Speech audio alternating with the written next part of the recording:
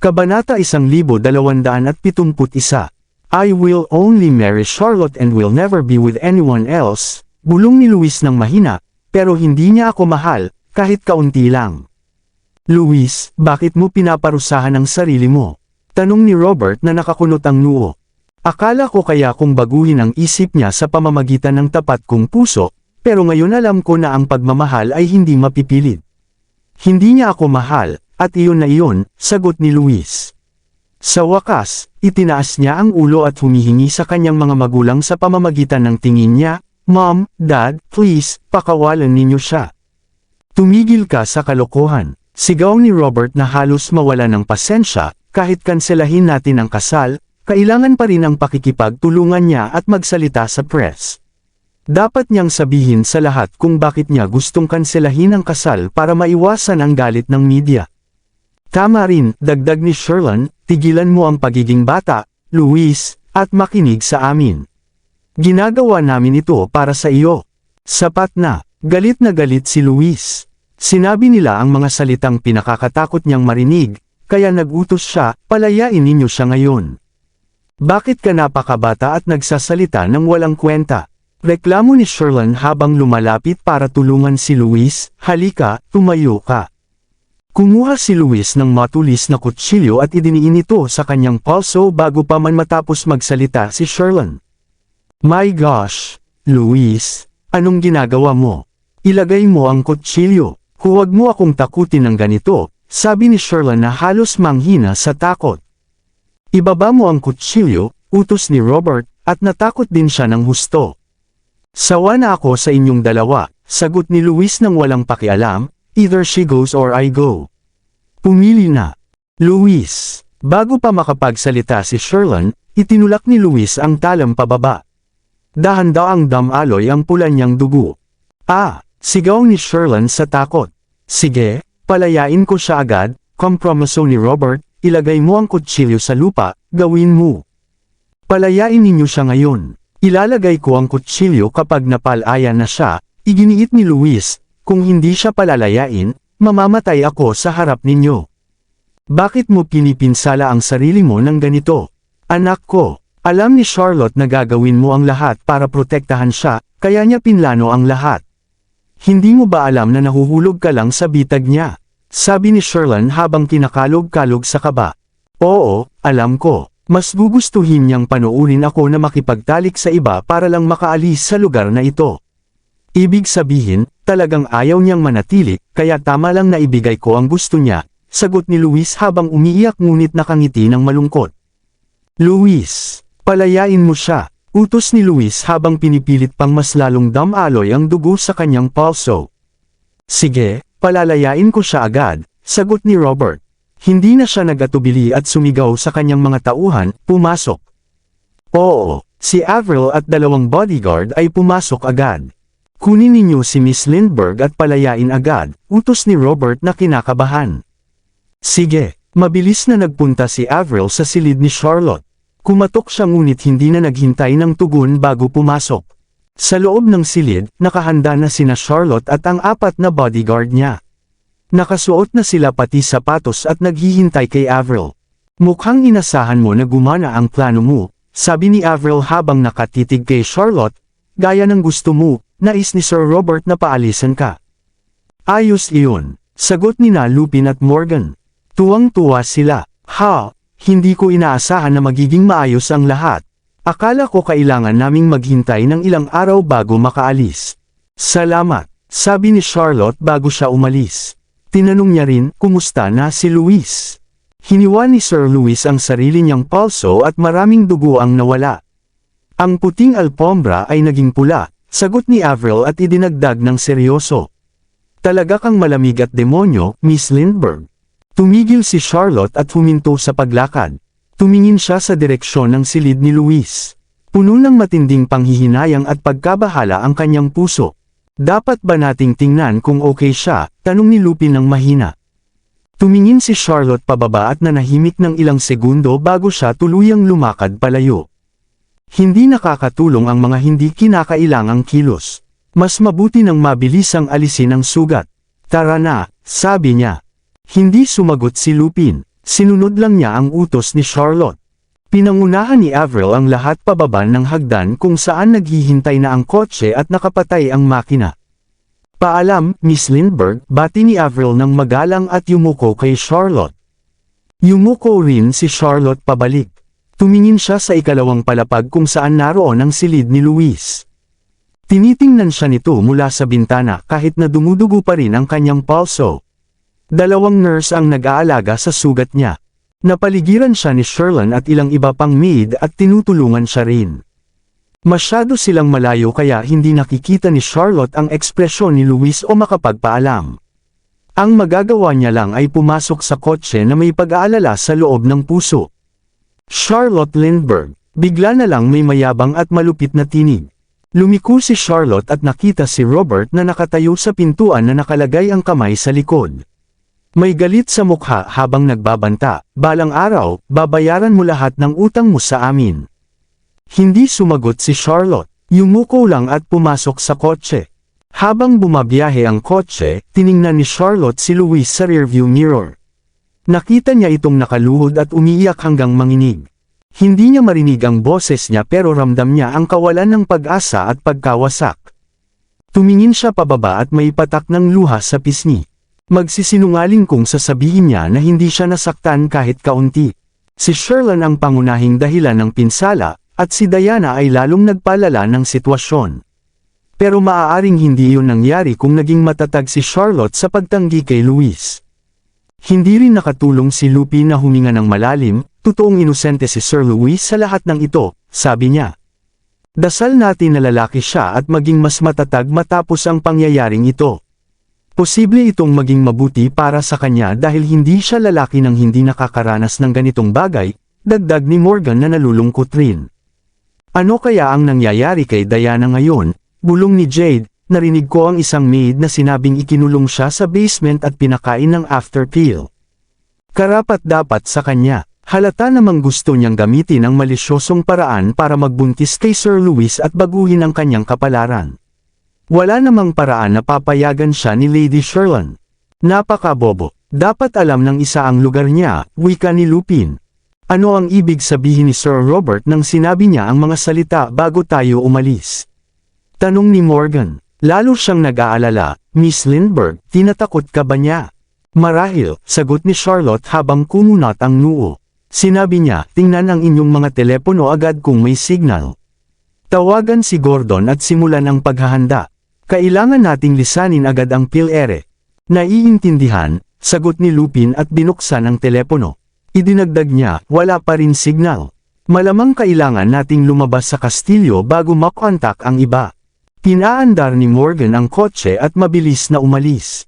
Ilang sandali bago nakatawag, mabilis na din ni Lupin si Gordon. Sumagot si Gordon at bati, "Hello. Gordon, ako ito," nagmadaling sabi ni Lupin, "kakatapos lang naming lisanin ang kastilyo at hinihiling ni Miss Lindbergh na ihanda mo agad ang lahat. Kailangan nating umalis ng PhilEre agad. Laging handa at sisimulan ko ang mga kinakailangang paghahanda. Magkikita tayo sa airport," sagot ni Gordon. Sige. Pagkatapos mag-hang up, tinawagan muli ni Lupin para ihanda ang private jet. Sa wakas, aalis na tayo, sabi ni Jade at huminga ng maluwag. Akala ko ay padadalhan tayo ni Sir Robert ng mga tao para habulin. Cruel at labag sa salita ang taong iyan. Galit na sabi ni Morgan habang tinitingnan sa rearview mirror. Bilasan mo, utos ni Charlotte ng kalmado. Naiintindihan, sagot ni Morgan at pinasidhi ang bilis upang makaiwas. Shoot! Sigaw ni Lupin nang maalala ang mahalagang bagay, baka may nakapwesto ng tauhan si Sir Robert sa airport. Tawagan si Gordon at sabihin na huwag pumunta sa airport. Maghintay siya sa villa sa utos ko, utos ni Charlotte agad at walang pag-aalinlangan. Naiintindihan, sagot ni Lupin at tinawagan muli si Gordon. Kakatapos lang ni Lupin ang kanyang tawag nang napalibutan ang kanilang kotse. Nasa teritoryo ng kanilang kaaway sila, kaya hindi talaga mahalaga kung gaano kabilis sila magmaneho. Hindi nila mapipigilan ng iba na pumasok mula sa ibang lugar. Mahigit 10 armored na kotse ang bumilis mula sa lahat ng direksyon at tuluyang napalibutan ang convoy ni Charlotte. Ano ang gagawin natin? Tanong ni Jade na nagpanik, ang mga armas na inimbak namin sa kotse ay tinanggal na, kaya wala na tayong magagawa laban sa kanila. Sa pinakamalala, dadaanin lang natin at makipagbanggaan, sabi ni Morgan na galit ang ngipin, duda ako na may lakas siya para patayin tayo. Si Sir Robert ay mukhang kalmado, hindi ko akalain na ganito siya kabangis, sabi ni Lupin habang nakakunot ang noo, ano ang gagawin natin, Miss Lindbergh? Daanan natin sa lakas, utos ni Charlotte habang nakatingin sa unahan, nagbago na ang sitwasyon. Hindi na tayo tatanggap ng makataong pakikitungo mula sa kaaway, at ganun din sila. Talagang matapang sila, hindi ba sila nag-aalala na hahanapin sila ni Mr. Lindbergh kapag tapos na ang lahat? Galit na sabi ni Lupin. Katatapos lang niyang magreklamo nang tumawag si Gordon. Ipinaalam niya, may balita kami mula sa Erihal. May nangyari kay Mr. Lindbergh. Ano? Anong nangyari? Tanong ni Lupin na natakot at namula ang mukha. Balitang nasawi siya sa isang pagsabog habang naglalakbay sa dagat, sagot ni Gordon na broken-hearted. Paano nangyari iyon? Sina Lupin, Morgan, at ang iba ay tuluyang nawala ng direksyon. Parang dumating na ang katapusan ng mundo. Siguro narinig na rin ni Sir Robert ang balita. Kaya malamang hindi niya palalabasin si Miss Lindbergh ng madali. Pinamumunuan ko na rin ang aking mga tao para tulungan kayo. Huwag gumawa ng pabigla-biglang aksyon, subukang lamang bumili ng oras. Naiintindihan. Pagkatapos ng tawag, tumingin ang iba kay Charlotte ng kinakabahan. Hindi mo ba iniisip na totoo ang balita? Buhay pa ba si Mr. Lindbergh? Hinawakan ni Charlotte ang kanyang telepono at nakayuko, hindi sumagot. 1 minuto lang ang nakalipas nang marinig niya ang balita mula kay Sean na pumanaw na si Danrick. Hindi pa rin niya may proseso ang impormasyon at ayaw tanggapin ang katotohanan. Hindi ito totoo. Hindi pwede. Miss Lindbergh. Bang! Naputol ang salita ni Lupin dahil sa putok ng baril. Ilang sandali pagkatapos, higit sa 100 sundalo ang tumalon mula sa kotse at itinuro ang kanilang mga baril sa mga babae. Isa sa sundalo ay nagbabala, Miss Lindbergh, lumabas ka sa kotse at sumunod sa amin. Tumingin si Charlotte sa iba. Kalmado ang mukha niya, ngunit sa loob ay nagngangalit ang damdamin. Si Danrick ay bumagsak, at lahat ng kaaway ng pamilya ay hindi na kailangang mag-ingat. Naghangad na silang patayin si Charlotte at ang kanyang grupo. Partikular ang pamilya Laurent, hindi nila mapipigil ang galit. Lahat ay sabik na pumatay. Ano ang gagawin natin? Tanong ni Lupin kay Charlotte. Kami ay miyembro ng pamilya Lindbergh, at mamamatay kami bago yumuko sa kaaway, sagot ni Charlotte ng kalmado, dadepende kami sa iyo, ani ni Morgan.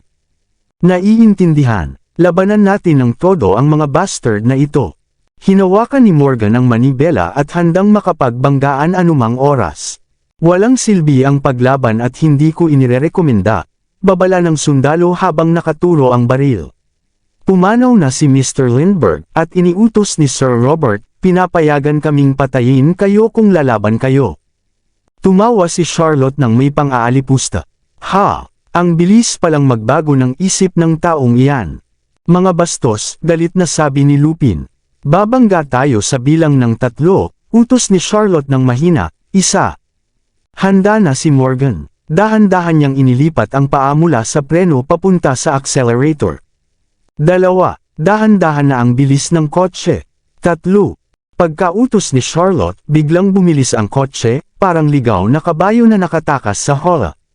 Handa na ang kaaway, ngunit hindi nila inaasahan ang bilis ng kotse. Napilitang umatras sila at sabay na nagpaputok ng baril sa kotse. Dahil sa galing ni Morgan sa pagmamaneho, madali niyang naiwasan ang karamihan ng bitag. Ngunit, sobra silang napalibutan ng military-grade na jeep. Kailangan pilitin ni Morgan na daanan ang isang jeep, at habang nahihirapan, napalapit ang mga kaaway at pinaputukan ang gulong. Bang, bang, bang! Hindi nagtagal, pumutok ang mga gulong ng malakas. Wala pang pagkakataon si Morgan na makalusot bago dumating ang kaaway. Lumabas ang sundalo at nag-utos, lumabas kayo sa kotse. Wala nang silbi ang gulong, kaya wala nang magagawa si Charlotte at ang grupo para makalabas. Hindi pwedeng gamitin ni Morgan ang kanyang talento o madala ang lahat sa ligtas na lugar, kaya nanatili siyang nakatingin kay Charlotte ng hopeless. Anak ng tinapa, galit na sabi ni Lupin habang nakatikom ang kamao. Morgan, sumama ka kay Miss Lindbergh habang kaming tatlo ang bibili ng oras para sa inyo. Sige, tumanggo si Morgan. Mamamatay kayong lahat kung ako ang aalis. Mananatili ako. Sa ganoon, may pagkakataon pa ang lahat na makaligtas, sabi ni Charlotte habang nakakunot ang noo. Ngunit, bago pa makapagsalita si Lupin, lumapit ang sundalo para buksan ang pinto. Biglang narinig ang umaalingaw na tunog ng mga makina. Ang mga matitingkad na ilaw ng kotse ay sumalubong. Nabigla ang mga sundalo. Nang lumingon, nakakita sila ng higit sa 10 heavy-duty na kotse na bumibilis parang mga ligaw na hayop. Nagpanik ang mga sundalo at nagmadaling depensahan ang teritoryo, ngunit binangga pa rin ng heavy-duty na kotse ang lahat ng tao. Nagsimula agad ang full-scale na labanan. Sanay ang mga sundalo sa libro ngunit halos walang combat experience, kaya hindi nila kayang talunin ang mga lalaki mula sa heavy-duty na kotse. Hindi nagtagal, napilitan ang mga sundalo na umatras. Ginamit nina Lupin, Morgan, at ang iba ang pagkakataon para lumabas ng kotse kasama si Charlotte. Papalabas na sila nang may isang heavy-duty na kotse ang humarang. Kinabahan si Morgan at handang lumaban nang lumabas ang driver at tawagin siya. Nang makita kung sino iyon, hindi mapigilan ni Morgan ang ngumiti at masayang isigaw, "Marino." Sumama sa kotse, utos ni Ben habang binubuksan ang pinto para makapasok ang lahat. "Anong ginagawa ninyo dito? Paano ninyo alam na magkakaproblema kami?" Tanong ni Charlotte nang nagulat. "Pinapanood ni Mr. Noct ang kaligtasan ninyo sa lahat ng oras. Siya mismo ang nag-utos na iligtas kayo," sagot ni Ben. Tiningnan ni Charlotte sa bintana. Nakalayo na ang convoy ng pamilya Noct at napilitang umatras ang army ng pamilya Laurent. "Ano pa ang alam ni Zachary?" tanong ni Charlotte. "Alam niya na pumanaw na si Mr. Lindbergh at nasa matinding panganib ka ngayon," sagot ni Ben ng maingat. "Nasaan siya ngayon?" Tumingin muli si Charlotte sa bintana. May ilang kotse pa na sumusunod, ngunit malamang hindi naroon si Zachary. "Naghihintay siya sa airport," sagot ni Ben. "Ang rekomendasyon ko, tawagan mo si Gordon at dalhin ang mga bata sa airport. Magkikita tayo doon. Huwag mag-alala, walang pipigil sa private jet ng pamilya Noct." Tumingin si Charlotte pababa at iniutos kay Lupin, tawagan si Gordon. "Naiintindihan," sagot ni Lupin at mabilis na tinawagan si Gordon. Magulo rin sa kabilang linya, tulad ng inaasahan, naambush si Gordon, ngunit kumpiyansa siyang makakalusot. Pinangako niyang dadalhin ang mga bata at magkikita sa airport. Iniulat ni Lupin kay Charlotte. Agad na nagtanong si Charlotte, "Ben, pwede ba tayong tumulong kay Gordon?" Ayos lang siya, marami siyang tauhan. Pumilit na si Lupin, "Kaya tara na." Nang ma-interrupt, lumingon si Ben at sumang-ayon, "Sige, sama-sama tayo." 3:00 na ng madaling araw, at tiyak na hindi maganda ang gabing iyon. Sa kabutihang palad, kasama nila ang pamilya Noct, kaya mabilis at maayos silang nakarating kay Gordon. Lahat ay nagmadaling pumunta sa airport. Tahimik na natutulog ang 3 bata at wala silang alam sa nangyari. Sa airport, lahat ay bumaba ng kotse. Nakita ni Charlotte si Zachary na nakasandal sa pinto at naninigarilyo. Hinahaplos ng hangin ng gabi ang kanyang buhok. Namayat ang katawan, kaya tila malungkot ang payat niyang katawan. Sa kabila nito, ang makapangyarihang aura niya ay nanatiling malakas. Napakaraming nangyari.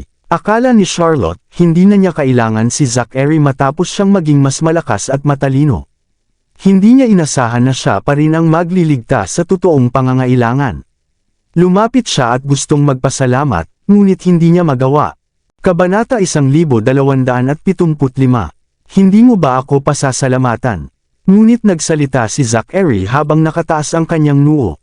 Arrogance at kasiyahan ang halata sa bawat sulok ng kanyang mukha. "Nasaan ang mga bata?" tanong ni Charlotte. Tiningnan niya ang kotse sa likod niya at napansin na wala ang kanyang mga anak. "Nakasakay na sila sa eroplano," sagot ni Zachary habang hinihipa ng usok ng sigarilyo. Inaanyayahan niya, "Halina sa H-City kasama ko. Ligtas doon." Tiningnan siya ni Charlotte sa usok at pagkatapos ay ang 12 ng tao sa likod niya. Biglang naramdaman niya ang mabigat na pasanin sa kanyang mga balikat kaya malamig niyang sabi, "Hindi mo na kailangan mag-abala para dyan, Mr. Noct." Ang paraan ng kanyang pananalita, malayo at malamig, para bang bumalik sa panahon na nagtatrabaho siya para sa kumpanya niya. "Miss Lindbergh, namimiss ng mga bata ang mami nila," sabi ni Zachary habang tinatanggal ang abo ng kanyang sigarilyo. Walang pakialam ang tono niya nang idinagdag, "Bibigyan kita ng isa pang pagkakataon para sagutin ang tanong." "May tungkulin akong dapat gampanan," sabi ni Charlotte na mabigat ang puso. Gayunpaman, nakakagulat na matatag siya nang idinagdag, "Pinapasalamatan kita sa lahat ng ginawa mo, at sigurado akong magiging maayos ang mga bata sa iyo, kaya ayos lang ako." "Hindi mo na ipaglalaban ang kustodiya nila?" tanong ni Zachary habang nakatingin sa kanya na nakataas ang noo. "Hindi," sagot ni Charlotte. Ibinaling niya pababa ang tingin para subukang pakalmihan ang sarili at idinagdag, "Wala na akong kakayahan para panatilihing ligtas sila." Biglang naramdaman ni Charlotte na siya ay isang pagkabigo. Matagal na niyang nilalabanan si Zachary, ngunit sa huli, natalo pa rin siya. Parang lagi siyang magiging mas mahusay kaysa sa kanya. "Sige, at least alam mo kung kailan aatres," sabi ni Zachary. Wala na siyang sinabi bago siya lumingon para sumakay sa eroplano. Habang ginagawa niya iyon, iniutos niya, "Bruce, dalhin sila pabalik sa bansa." "Naiintindihan," sagot ni Bruce habang lumapit upang aliwin si Charlotte. "Miss Lindbergh, ang private jet na ito ay para sa iyo. Kung talagang ayaw mong bumalik sa H-City, pwede kang pumunta sa kalapit na lungsod. Ngunit hindi ka pwedeng manatili sa ibang bansa dahil mapapasama ang iyong kaligtasan." "Sige, pupunta tayo sa Yaleview," sabi ni Charlotte bago niya iniutos ang kanyang grupo na sumakay sa eroplano. "Sige," sabi ni Bruce, at agad niyang inayos ang lahat. Pinangunahan din niya ang ilan sa mga tauhan at sumakay sa eroplano kasama si Charlotte at ang iba. Misyon ni Bruce na matiyak na lahat ay makakarating ng ligtas. Bago sumakay si Zachary sa cabin, lumingon siya para tingnan muli si Charlotte. Ganoon din si Charlotte. Nagtagpo ang kanilang mga mata, at ramdam nila ang libu-libong salitang nais nilang sabihin sa isa't isa. Sa huli, pinili nilang itago ang mga salita sa kanilang sarili. Kapag magkadugtong ang dalawang puso tulad ng sa kanila, marami ang hindi kailangang ipahayag. Dalawang private jet ang lumipad papuntang parehong bansa, ngunit ang isa ay patungong H-City habang ang isa ay patungong Yaleview. Umupo si Charlotte sa tabi ng bintana at nanabik habang unti-unting nawawala sa kanyang paningin ang pil-ere. Naisip niya, kailan kaya inayos ni Zachary ang lahat? At paano niya nalaman ang aking lokasyon at sitwasyon? "Miss Lindbergh, nais kong makipag-usap sa iyo," malumanay na sabi ni Gordon habang lumapit. "Umupo ka," sagot ni Charlotte habang itinuturo ang upuan sa kabila niya. "Pasensya na at hindi kita nailigtas ngayon," taos-pusong sabi ni Gordon, "naambush pa ako sa daan at muntik na hindi makarating sa airport sa oras. Malubha ang magiging epekto kung wala ang pamilya Noct para tumulong. Hindi mo kasalanan. Maraming kaaway si Danrick, at pinanatili mong ligtas ang mga bata sa kabila ng sitwasyon. Sa sarili nito, isang kamangha-manghang gawa ito," sabi ni Charlotte upang aliwin siya. "Dapat ay ligtas na tayo kapag nakatawid na tayo sa borders, at ako." Nag-atubili si Gordon ngunit sa huli ay nakahanap ng lakas ng loob. "Gusto kong bumalik sa Erihal at hanapin si Mr. Lindbergh. Tinuruan niya ako at ang iba pa ng personal, at siya ang dahilan kung bakit nakaligtas kami. Hindi pwede kaming umupo lang ngayon habang may nangyaring ganito sa kanya." Nalungkot si Gordon sa puntong iyon. Ang pagkamatay ni Danrick ang pinakamalubhang balita sa mga gaya niyang lalaki. Sinasamba nila si Danrick at ibinuhos ang kanilang buong pagkatao sa pagtatrabaho para sa kanya. Kaya nawalan sila nang marinig ang kanyang kamatayan. "Gusto ko ring utusan ka na gawin ang parehong bagay," sabi ni Charlotte ng matatag. "May kakaibang pakiramdam ako, at naniniwala akong buhay pa siya." Gayunpaman, hindi ko alam kung bakit ikinakalat ang balita ng kanyang kamatayan, kaya mainam na bumalik ka sa Erihal at alamin ang katotohanan. Mag-ingat sa investigasyon. "Naiintindihan," sagot ni Gordon bago tumango at idagdag, Iiwan ko ang 4 na lalaki dito para protektahan ang mga bata at 3 pupunta sa Erihal. Hindi na kailangan iyon, utos ni Charlotte ng matatag, dalhin mo lahat ng tauhan mo. May 18 bodyguard ako, kaya sigurado akong ligtas ang 3 bata. Pero, walang pero, desidido na, iginiit ni Charlotte para putulin ang sinabi ni Gordon. Pagkatapos ay inutusan niya, pagdating natin, dadalhin mo lahat ng 7 mong tauhan pabalik sa Erihal. Tawagan mo ako agad pag may nalaman ka. Aalis ako pagkatapos maayos kayong makapunta sa lugar ninyo kasama ang mga bata. Isinantabi mo ang kustodiya ng mga anak mo para protektahan ang mga anak ni Mr. Lindbergh, kaya hindi ko pwedeng baliwalain ang kalagayan mo, alok ni Gordon na halatang nag-aalala. Hindi ako ganoon kabait, sagot ni Charlotte habang nakangiti, basta sa sitwasyong ito, mas ligtas ang mga anak ko kay Zachary kaysa sa akin. Kaya ginagawa ko rin ang lahat ng ito para sa kanila. Pero kung hindi dahil sa amin, maaari kang bumalik sa pamilya Noct. Mas ligtas para sa iyo at makakasama mo muli ang mga anak mo. Kitang-kita ni Gordon ang katotohanan. Ang totoo, isinasakripisyo ni Charlotte ang sarili niya para protektahan ang 3 mga anak ni Danrick. Sa isang paraan, inuulit ang kasaysayan. Pinuprotektahan ni Charlotte ang mga bata, tulad ng ginawa ng kanyang ina kay Danrick noon. Oh, tigilan mo na ang pag-aalangan at magpakalalaki, sabi ni Charlotte. Binago niya ang usapan at nag-utos, sumisikat na ang araw. Dapat magpahinga ka na ngayon. May abalang araw tayo pagkatapos makarating. Okay, sagot ni Gordon. Tumayo siya at yumuko bilang paggalang kay Charlotte bago bumalik sa kanyang upuan. Tumingin si Charlotte sa bintana at tumitig sa mga ulap. Isang masalimuot na damdamin ang kumakain sa kanya. Sino ang mag-aakala na pagkatapos ng lahat ng twist at turn, babalik ako sa simula? Huwag kang mag-alala, Miss Lindbergh. Lilipas din ang gulo, at hindi ka na ang taong dati.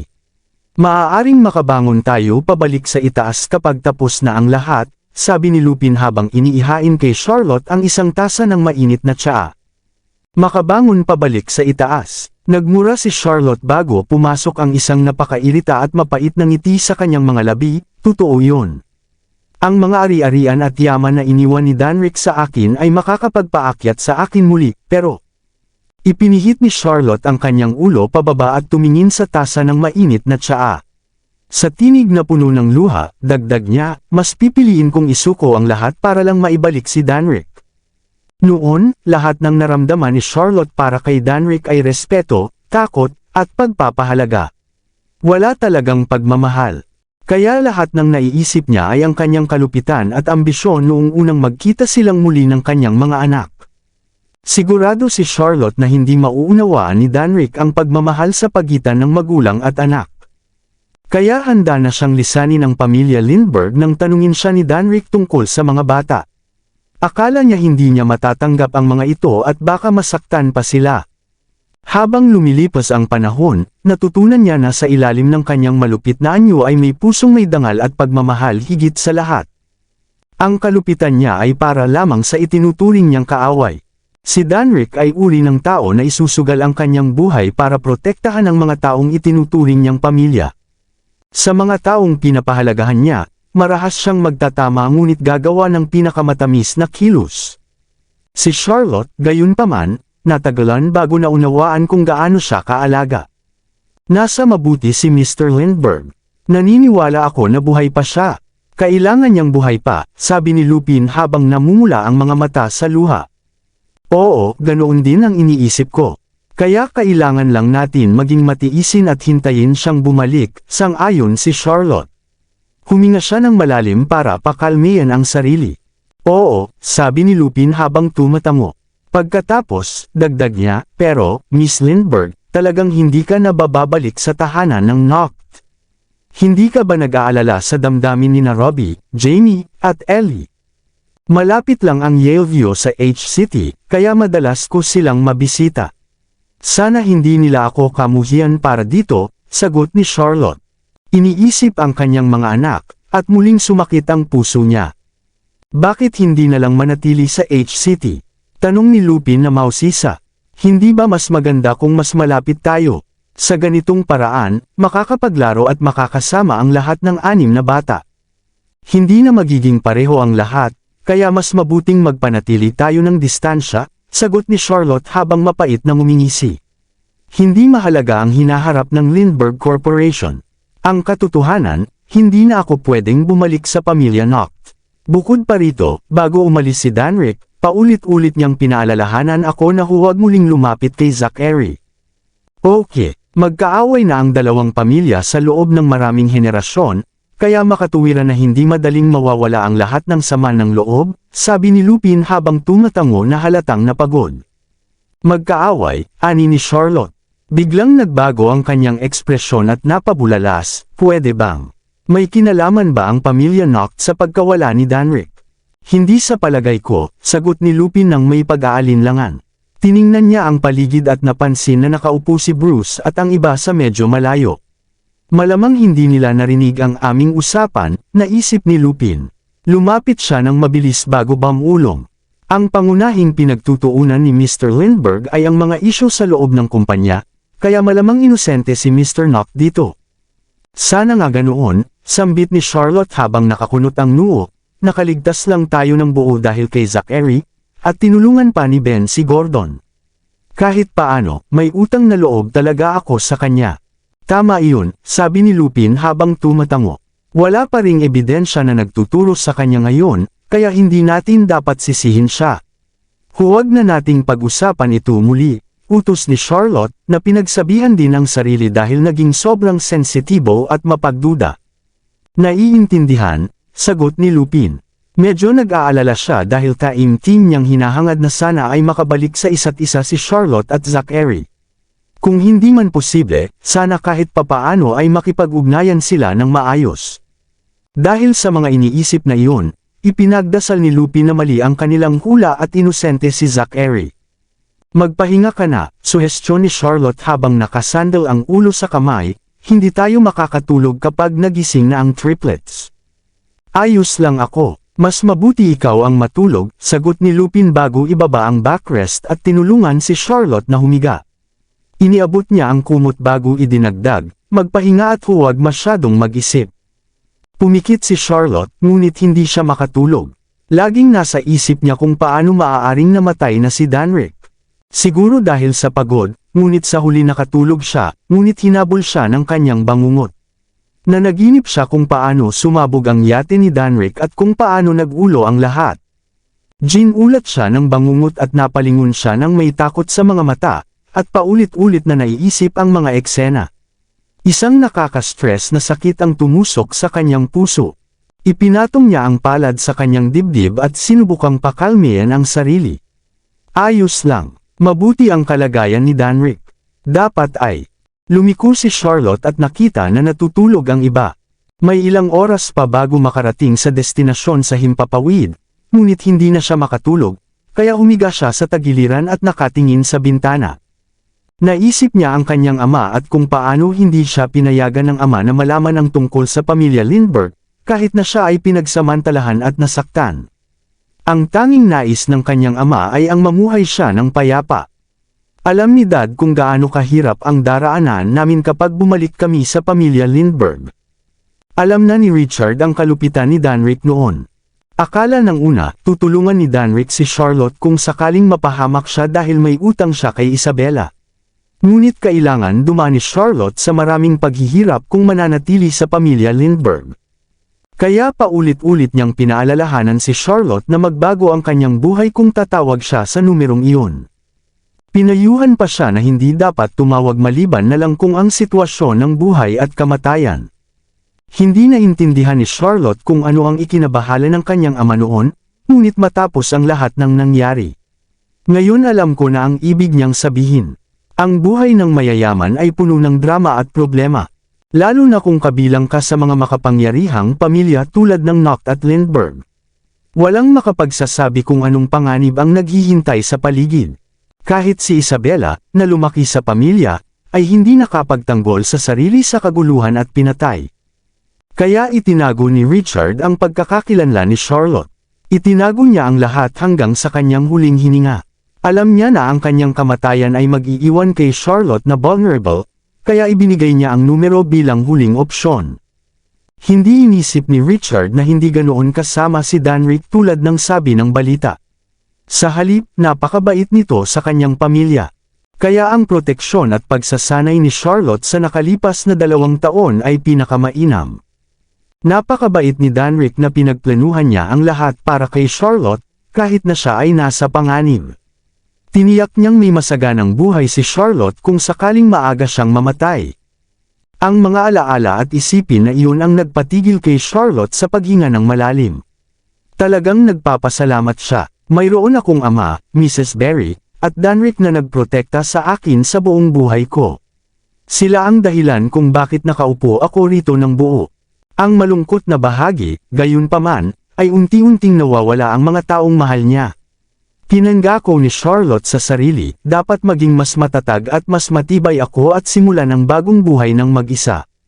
Naglanding ang private jet sa paliparan ng Yaleview. Hinawakan ni Charlotte ang mga kamay ng mga bata habang bumababa sila ng eroplano. Isang damdamin ng kalungkutan ng bumalot kay Charlotte habang tinitingnan ang pamilyar ngunit nakakaawa na tanawin ng lungsod. Noong mga nakaraang taon, dinala siya ng kanyang ama sa lungsod na iyon noong buhay pa siya. Isang teenager pa lamang siya noon. Abala ang kanyang ama sa pagsisimula ng negosyo, kaya si Mrs. Berry ang kasama niya sa isang villa sa labas ng lungsod. May ilang puno sa gilid ng entrada ng villa, at ang kanilang mga dahon ay nagiging mainit at magandang kahel sa panahon ng taglagas at taglamig. Tulad ng H-City, ideal din ang klima sa Yaleview at ang temperatura ay hindi bumababa sa 0 degrees, kahit sa taglamig. Kaya nananatili ang mga dahon sa mga sanga at nakamamangha ang tanawin. Ngunit hindi parang tahanan ng lungsod nang wala ang kanyang ama o si Mrs. Berry. Kung tutusin, lalo lamang nadarama ni Charlotte ang kalungkutan. Auntie Charlotte, nasaan tayo? Nakayuko si Alpha. Kinuha niya ang isang nahulog na dahon at pinikit ang mga mata habang hinahawakan ito sa araw at sinusuri. Napaka-cute at inosente niya habang ginagawa iyon. Nasa Yaleview tayo, sagot ni Charlotte na may ngiti, sa isang paraan, ito ang aking pangalawang tahanan. Ang ganda dito, komento ni Beta habang nagmamasid, akala ko dati na puti ang buong mundo, pero natutunan ko na maaari rin itong maging berde at lila. Ngayon ko lang nalaman na maaari rin maging dilaw ang mundo. Hahaha, tumawa si Charlotte. Yumuko siya upang haplosan ang maliit na ulo ni Beta. Ang mga bata ay laging inosente. Dati silang nakatira sa Zendale kung saan laging taglamig, kaya inakala nilang puti ang buong mundo. Pagkatapos, pumunta sila sa Arkfield at nakita ang bukirin, mga patlang, at ang mga lila na ubas, kaya inakala nilang puti, berde, at lila lamang ang mundo. Ito ang unang beses nilang pumunta sa Yaleview, at nang makita ang mga dahon sa lupa, naunawaan nila na maaari ring maging dilaw ang mundo. 2.5 taong gulang lamang sila, kaya simple ang mundo sa kanilang pananaw. Auntie Charlotte, kailan natin makikita ang aming mga magulang at mga pinsan? Si Gama ang pinakamature sa kanila at siya rin ang may pinakamaraming hiling. Gama, abala ang iyong mga magulang, kaya ako muna ang bahala sa iyo, okay. Tungkol sa iyong mga pinsan, dadalhin kita sa kanila mamaya, pangako ni Charlotte na may tamis habang hinahaplos ang mga braso ni Gama. Okay, sagot ni Gama na malungkot. Nakababaw ang kanyang ulo at hinahaplos ang kanyang maliit na kamay habang nagpout at nagrereklamo, laging ganito ang mga matatanda. Gustong sabihin na abala sila at madalas ipinagpapaliban ang mga bagay. Hindi alam ni Charlotte ang sasabihin bilang tugon. Akala niya bata pa lang sila at hindi gaanong nakakaintindi, ngunit mas matalino pala sila kaysa sa kanyang inakala. Miss Lindbergh, tawag ni Gordon sa sandaling iyon. Pinabantayan ni Charlotte si Lupin sa mga bata bago niya sinundan si Gordon sa gilid at nagtanong, ayos na ba ang lahat? Opo, sagot ni Gordon na mababa ang tinig, plano kong bumiyahe sa Erihal gamit ang commercial flight, upang hindi makaakit ng pansin. Makikipag-ugnayan ako kay Sean pagdating ko roon at mag-uulat sa inyo sa oras na malaman ko ang anumang impormasyon. Mabuti, ingat ka, sagot ni Charlotte habang tinatapik ang kanyang balikat.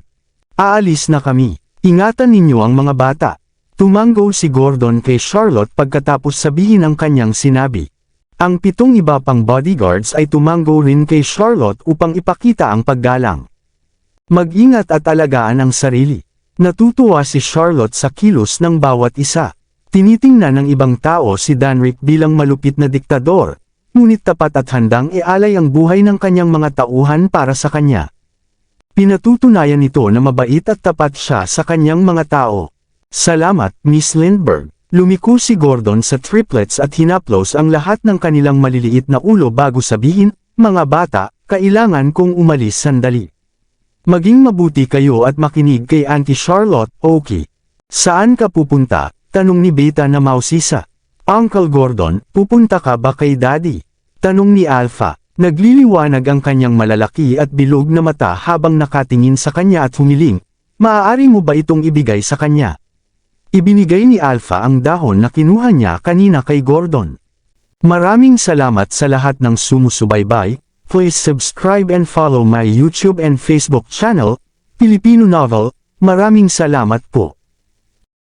At dalhin mo rin ang sa akin. Kinolekta ni Gamma ang isang dahon at pinilo ito upang maging isang magandang paro-paro bago ibigay.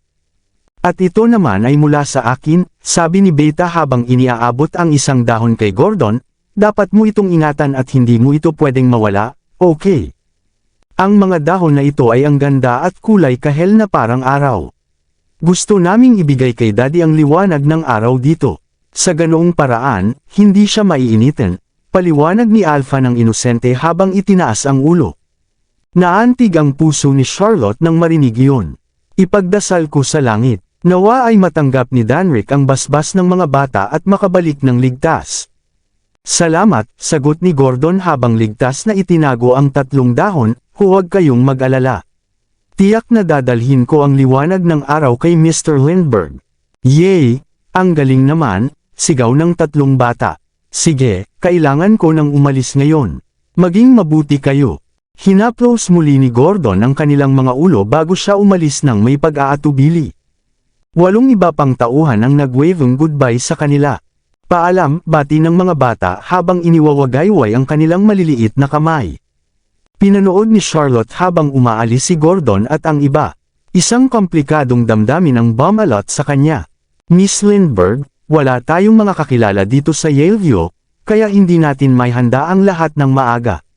Nakapag-book na ako ng mga kwarto sa pinakamahusay na hotel dito.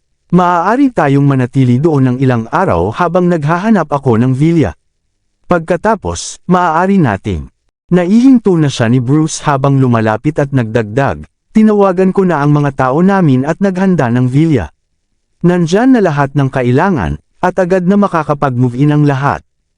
Habang nagsasalita si Bruce, huminto ang isang Rolls Royce sa harapan.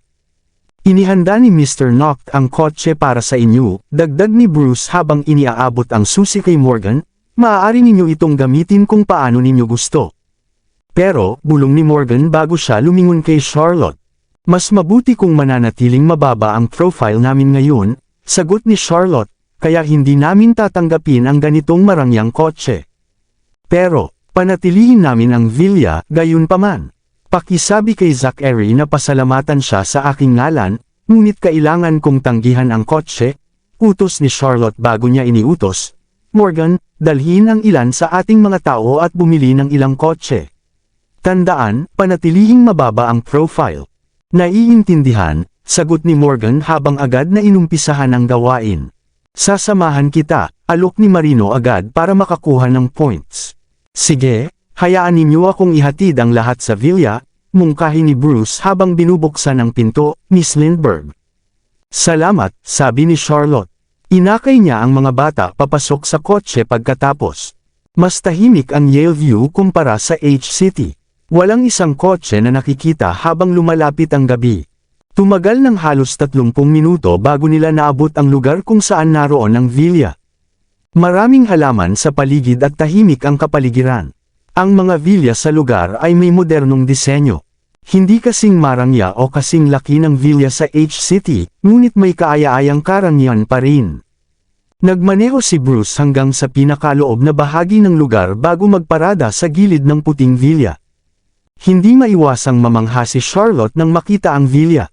Hindi ba ito ang villa na binili ng aking ama noon? Matapos malagay sa alanganin ng ama, nakuha ni Simon ang mga pabrika sa Yaleview at ang villa na ito. Maraming nangyari pagkatapos noon, at naubos ang pera ng Whites, kaya naibenta rin ang villa. Tingnan natin ang loob. Inakay ni Charlotte ang mga bata palabas ng kotse at sinilip ang paligid. Nakatayo pa rin ang punong itinanim niya sa tabi ng pasukan, at maayos pa rin ang mga bulaklak na itinanim ni Mrs. Berry. Ang iba pang bulaklak ay natuyo, at huminto ang fountain, bagamat desisyon iyon ng huling minuto na pumunta rito, kaya wala kaming oras ayusin ang lahat, paliwanag ni Bruce. Ayos lang, kailangan ko rin naman ng gagawin, anyway. Binuksan ni Charlotte ang pinto at pumasok. Lahat sa loob ng bahay ay nanatiling ganoon. Ang mga litrato niya at ng ama at ni Mrs. Berry ay tahimik na nakapatong sa piano, sa mga dingding. Bata pa lamang siya noon, at mukhang bata pa siya. Ang makita ang mga litrato ay nagpabalik sa kanya sa magandang nakaraan kung saan kasama pa niya ang mga mahal niya. Panahon iyon ng kasiyahan at tawanan. Kinolekta ni Charlotte ang frame ng litrato. Hindi maiwasang mapaiyak ng kaunti. Kabanata 1280. Bumili si Morgan ng ilang kotse, at mga handa ng gamit na kotse iyon na nagkakahalaga lamang ng ilang daang libo. Nagpasalamat si Charlotte kay Bruce bago siya umalis kasama ang kanyang mga tauhan. Kumuha si Lupin ng ilang tauhan para alagaan ang triplets at ang kanilang pagkain. Ang iba pang mga tao ay nagsimulang ayusin ang bakuran. Ang mga kasangkapan at gamit sa villa ay maayos lahat. Mas simple at maliit ang lugar kumpara sa dati nilang tinitirhan, pero ang mga magagandang alaala na ginawa ni Charlotte doon ay nagbigay ng init sa puso. Nagpalit si Charlotte mula sa kanyang mamahaling damit at nagsuot ng komportableng kasuotan. Pagkatapos, sinimulan niyang ayusin ang fountain at mga bulaklak sa bakuran. Ang mga bata ay naglalaro at nagtatakbuhan sa gilid habang abala si Morgan sa pag-aayos. Nakasama ni Charlotte si Lupin, Jade, at ang iba pa.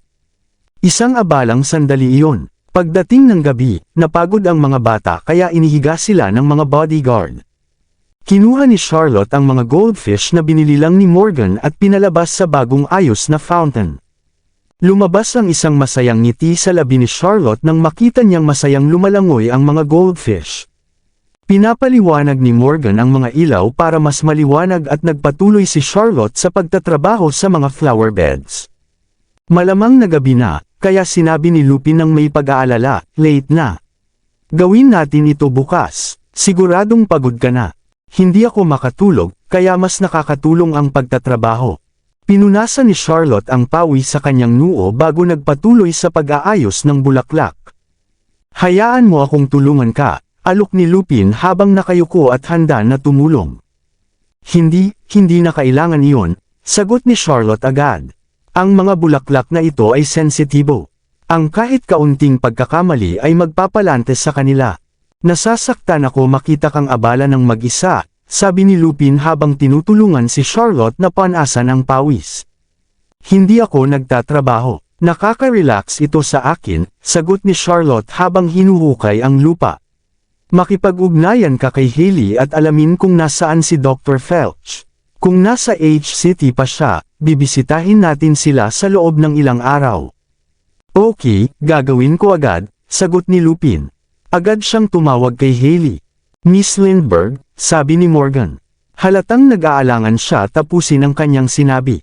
May sapat na tauhan na magtatrabaho sa bakuran, kaya libre ka na. Hindi ka pwedeng manatili sa labas ng gabi. Bumalik ka bago mag-alauna ng umaga, sabi ni Charlotte, na alam kung ano ang iniisip ni Morgan. Naiintindihan. Salamat, Miss Lindbergh, sabi ni Morgan na nagulat at natuwa. Hindi umalis si Marino matapos samahan siyang bumili ng kotse. Naghintay siya sa gilid ng kalsada.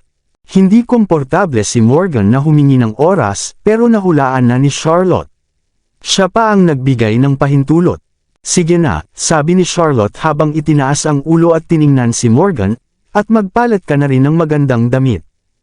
Ha, maganda na ako kung paano ako ngayon, sabi ni Morgan. Tumalon siya ng masaya at natural na mas mabilis sa paggalaw. Umawit pa siya habang naglalakad.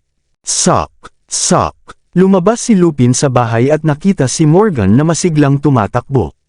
Hindi maiwasang tuksuhin, Jez, hindi ko maalala na ganito siya kabila sa laban. Ganito ang mga babae kapag umiibig. Ngumiti si Charlotte. Nakita niya kung gaano kasaya sina Morgan at Marino, at natutuwa siya. Nainggit ako sa kanila, buntong hininga ni Lupin. Si Ben ay mas maingat at maingat mag-isip. Kaya hindi siya kasing pasyonado o direktang tulad ni Marino, pero hindi ibig sabihin ay wala siyang nararamdaman para sa iyo. Nakita ni Charlotte na nadidismaya si Lupin, kaya dagdag niya, alam ko na tunay siyang nagmamalasakit sa iyo. Oh, tigilan mo na akong tuksuhin, sagot ni Lupin na nahihiya. Kapag naayos na ang lahat, palalayain na kita. Matagal ko ng plano na palayain kayo, sabi ni Charlotte. Miss Lindbergh, hindi ako aalis. Mananatili ako sa iyong tabi, blurt ni Lupin na halatang kinakabahan. Hindi ko kayo papayagang umalis ngayon, sabi ni Charlotte habang iniikot ang mga mata. Kayo ang aking pinakamahusay at pinakamahuhusay na katulong. Mawawala ako kung aalis kayo ngayon. Ang tinutukoy ko ay sa hinaharap. Hindi rin ako aalis sa hinaharap. Susundan kita saan ka man pumunta at hinding-hindi kita iiwan sa buhay na ito, pangako ni Lupin habang namumula ang mga mata. Tanga mo, sagot ni Charlotte na naantig sa kilos. Nawawala ako sandali. Salamat sa langit na kasama ko kayo.